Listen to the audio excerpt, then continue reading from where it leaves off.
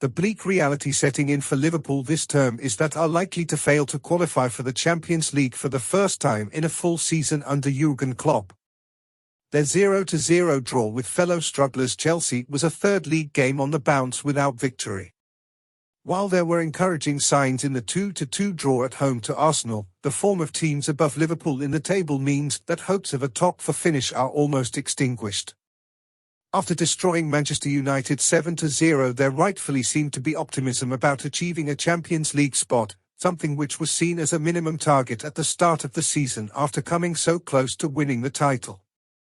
Now though, even Klopp himself seems to be resigned to the fact that it is a step too far. After the Chelsea draw he said, "If we can't make top 4, European football is still at stake, 5th, 6th, 7th. So it begs the question, if Liverpool don't get Champions League, do they want to be in the second or third tier European tournaments?" Views are sure to differ among the Reds fan base. While there may be new grounds and locations to visit, it would arguably be a distraction from an otherwise clear domestic push. But then there is the financial side of things, with the Europa and Conference Leagues worth significantly less in revenue than the Champions League, yet still important for staying competitive. It'll be a sign of just how far this Liverpool team has fallen if next season the Europa League theme tune returns to Anfield after a 6-year absence. There is also the possibility of a new anthem echoing around the ground with the Europa Conference League on offer for finishing 7th in the table. However, it certainly won't be viewed as a reward by many.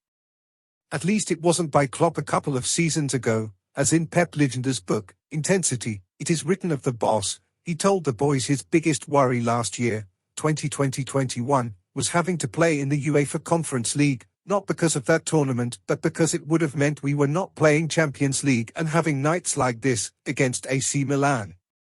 It is still possible that they pull it off again, but with how inconsistent Liverpool have been since the opening game of the season it seems unlikely. Liverpool have 9 games left this season to try and pull it off. But they are now 12 points behind Manchester United and Newcastle United, who occupy 4th and 3rd, separated only by goal difference. The massive negative that comes with being in Europe when it is not the Champions League is the fact that sides with those commitments must play Thursday and Sunday, so there is always a high chance of a potential hangover from the midweek fixture. However, some of the sides, especially in the group stages, on paper will be lesser gits. It is possible, therefore, that Liverpool lineups could be rotated just like they were back in 2015-16 when the Reds were last in the Europa League.